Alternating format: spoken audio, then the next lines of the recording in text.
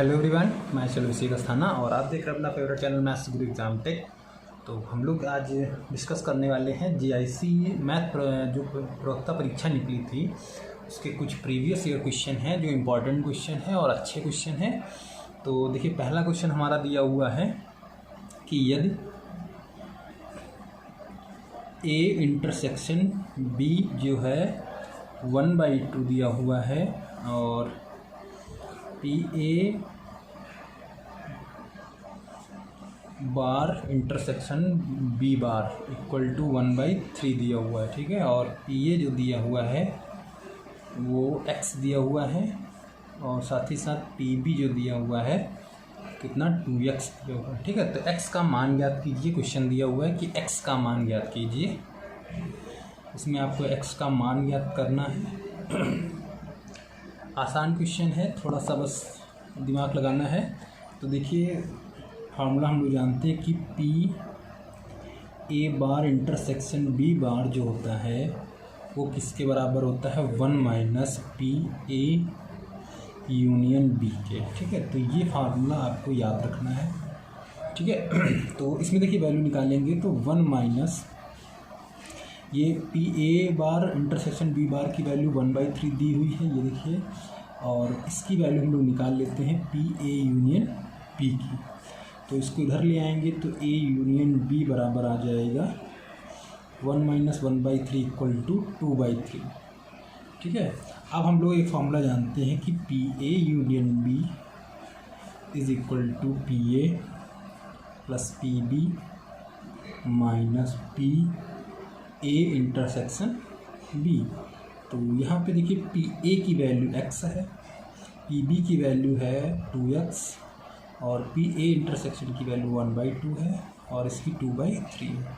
एक तरफ ट्रांसफ़र कर लेते तो कितना हो जाएगा, 2/3 प्लस 1/2 इक्वल टू 3x हो जाएगा। और इसका एलसीएम ले लेंगे बच्चों, 6 आएगा, 4 + 3 हो जाएगा, ये इक्वल टू 3x हो जाएगा। तो 7 कितना हो जाएगा, 6 और 3 जो 18, x इक्वल टू कितना हो जाएगा, 7/18 हो जाएगा ये आपका, ठीक है। तो ये आपका कौन सा आंसर सही हो जाएगा, 7/18 डी जो ऑप्शन दिया हुआ है इसका, वो आपका बिल्कुल सही हो जाएगा, ठीक है। तो चलिए नेक्स्ट क्वेश्चन की अगर बात करें तो काफ़ी आसान क्वेश्चन दिया हुआ है। कह रहा 2 पासों को फेंकने पर योग 9 मिलने की प्रायिकता ज्ञात कीजिए, ठीक है। तो देखिए 2 पासों पर योग 9 लाना है आपको, योग 9। तो देखिए 1 से स्टार्ट करते, तो 1 के साथ कोई भी ऐसी वैल्यू नहीं है जो जोड़ने पर योग कितना हो जाए, 9। तो ठीक है, तो एक को भी छोड़ देंगे, 2 में देखिए 7 तो लूडो के पास एक होता नहीं तो इसको भी छोड़ेंगे। 3 से स्टार्ट करते, 3 और 6 है ना, पहला आएगा। फिर आ सकता है 6 3, ठीक। फिर आ सकता है 4 5 5 4, ठीक। और कितना आ सकता है, तो देखिए यही हम वैल्यू जो है वो योग 9 ला सकती है, ठीक है। योग कितना आपको लाना था, 9। तो या तो एक पास से 3 हो जाए या 6 या 3 4 हो सकता है 5। तो इस टाइप से कुल घटनाएं 4 बन रही है ना। तो प्रायिकता कितनी बन सकती है बच्चों, प्रायिकता देखिए ये 4 हो गया और कुल 2 पासों पर कुल घटनाएं कितनी होती हैं, 36 है ना। तो 4 × 4 और ये 9, तो 1/9 जो है आपका ऑप्शन नंबर ए सही हो जाएगा।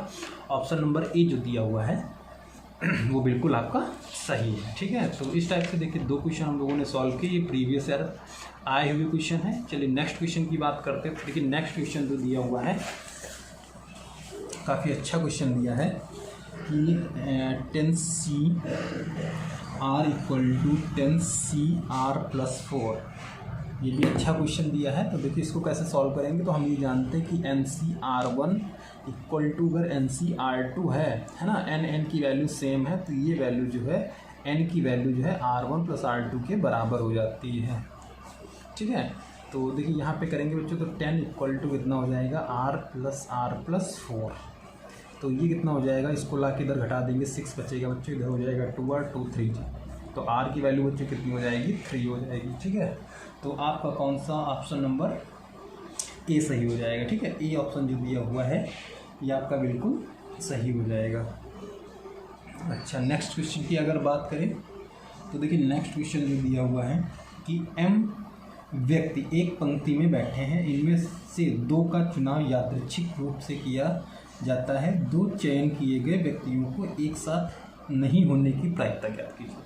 ठीक है, तो इन दोनों को एक साथ नहीं रखना है। ठीक है, तो ऐसा चुनना है। तो देखिए ये आसान क्वेश्चन हो जाएगा बच्चों। देखिए जब दो पर्सन आपको चुनने हैं तो देखिए तो कितना आएगा MC2। ठीक है, M व्यक्ति एक पंक्ति में बैठते हैं तो गैप कितना हो जाएगा इसमें M-1। ठीक है, अल्टरनेट कितना इसमें गैप हो जाएगा M-1, यानी कि एक गैप कम हो जाएगा। और इसका नीचे कितना आएगा MC2। तो इसको जब सॉल्व करेंगे इस वैल्यू को तो आपका आंसर आ जाएगा 1 - 2/m। इसको जब हल करेंगे तो आपका ये ऑप्शन आ जाएगा। तो इसका आंसर नंबर आपका D बिल्कुल सही हो जाएगा। ठीक है, तो ये आपका आंसर नंबर D बिल्कुल सही है। ठीक है, चलिए नेक्स्ट क्वेश्चन की बात करते हैं। क्वेश्चन है जैसे देखिए ये क्वेश्चन दिया हुआ है, ये आपका UPPCS प्री में पूछा गया था क्वेश्चन, और कह रहा है कि श्रेणी n/2 जो है वो क्या है। ठीक है, डाइवर्जेंट है, कन्वर्जेंट है या फिर ऑस्किलेटरी है। ठीक है, दोलिनी मतलब बोला जाता है इसको। तो इसको सॉल्व करेंगे तो देखिए ये एक हमारा रेशियो दिया रहता है UN n/2n+1। ठीक है, अब अगला UN+1 निकालेंगे तो आएगा n+1/2n+1। अब इसका एक रेशियो हम लोग चेक करते हैं। ठीक है, वो UN/UN+1 के हिसाब से चेक किया जाता है। ये रेशियो आपको याद करना पड़ेगा। ठीक है, इस रेशियो को ही चेक करते हैं। तो देखिए इसमें चेक करेंगे तो UN की वैल्यू कितनी बच्चों, U2n+1/2n+1।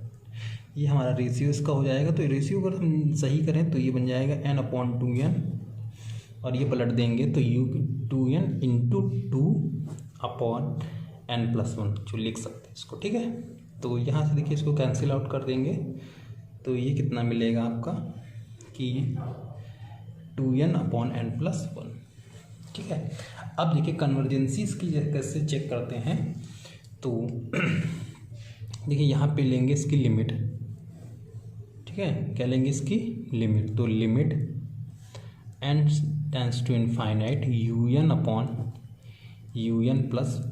ठीक है, और UN/UN+1 की वैल्यू हम लोगों ने कितनी फाइंड की है, 2n/n+1। और हम जानते हैं जब इनफाइनाइट लगी होती है कोई भी लिमिट तो हम लोग क्या करते हैं, मैक्सिमम पावर को कॉमन लेते हैं। तो कितना आएगा, n जब कॉमन लेंगे बच्चों तो बचेगा यहाँ केवल 2, और यहाँ से जब n कॉमन लेंगे तो बचेगा 1/n+1/n+1। ठीक है, इसको कैंसिल आउट कर देंगे, लिमिट रखेंगे तो 1/∞ 0 हो जाएगा। तो आंसर कितना आएगा आपका 2, और जो 2 है ये ग्रेटर 1 है। ठीक है, 2 क्या है, ग्रेटर 1 है।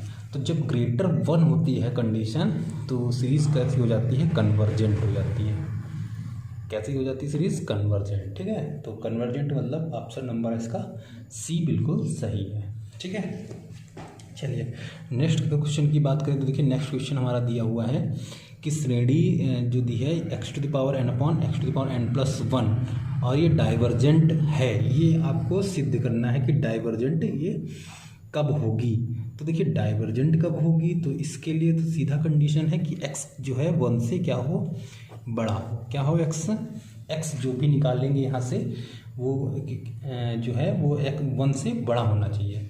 इक्वल भी नहीं होनी चाहिए वैल्यू, और इससे स्मॉलर वैल्यू भी नहीं होनी चाहिए। तो x सीधे 1 से बड़ा होना चाहिए। तो ये क्या हो जाएगा, ये डाइवर्जेंट हो जाएगा। ठीक है, चलिए नेक्स्ट क्वेश्चन की अगर बात करें तो देखिए नेक्स्ट क्वेश्चन दिया हुआ है, एक सीरीज़ दी है हमारी।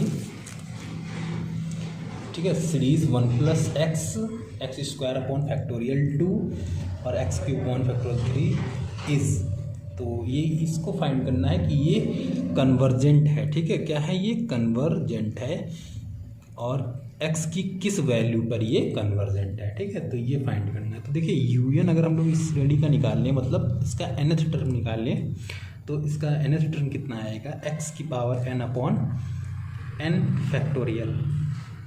ठीक है, ये इसका आएगा क्योंकि x की पावर जब हम लोग 0 रखेंगे तो हमको ये मिलेगा, फिर 1 रखेंगे तो ये मिलेगा, 2 रखेंगे देखिए इसके नीचे 1 लिख सकते हैं। तो इस टाइप से इसमें आप 0 1 2 3 4 रखते जाएंगे, आपको ये वाली श्रेणी मिल जाएगी। तो अगला टर्म हम लोग निकालते हैं un+1, तो कितना आएगा x⁴n+1 अपॉन n+1 का फैक्टोरियल। ठीक है, अब इसका रेशियो चेक कर लें। तो limit n tends to infinite un upon, तो x⁴n अपॉन n फैक्टोरियल, और चौथा जानते हैं पलट जाता है, तो n+1 फैक्टोरियल ऊपर अपॉन x⁴n इंटू x लिख सकते हैं। ठीक है इसको, तो x⁴n ये कैंसिल आउट हो जाएगा। Limit n tends to infinite, और यहाँ से बच्चों n+1 कॉमन लेंगे तो अंदर बचेगा n factorial upon n factorial into x। तो चलिए रहा, ये कैंसिल आउट हो जाएगा। तो कितना लिमिट जब रखेंगे देखिए इनफाइनाइट यहाँ पे लिमिट रखेंगे, ठीक है, और यहाँ पे रखेंगे x, तो टोटली वैल्यू इनफाइनाइट प्लस 1 कितना हो जाएगा, इनफाइनाइट हो जाएगा। ठीक है, कितना हो जाएगा, इनफाइनाइट हो जाएगा। तो इसकी वैल्यू टोटली कितनी हो जाएगी, इनफाइनाइट हो जाएगी। तो जितनी भी वैल्यू है, ऑल वैल्यू ऑफ x, ठीक है, टोटली वैल्यू पे क्या हो जाएगी, कन्वर्जेंट हो जाएगी। x की कोई भी वैल्यू अगर है तो उस पर सीरीज़ क्या हो जाएगी, कन्वर्जेंट हो जाएगी। ठीक है, चलिए नेक्स्ट क्वेश्चन की अगर बात करें तो देखिए नेक्स्ट क्वेश्चन दिया हुआ है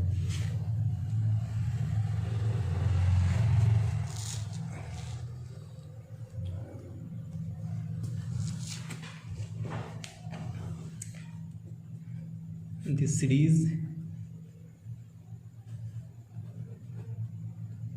n equal to 1 और n 1 अपॉन n⁴n इज।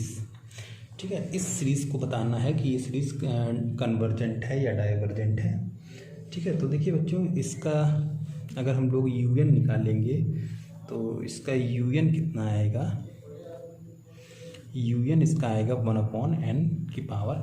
तो n+1 जब निकालेंगे तो आएगा 1 अपॉन n⁴n+1।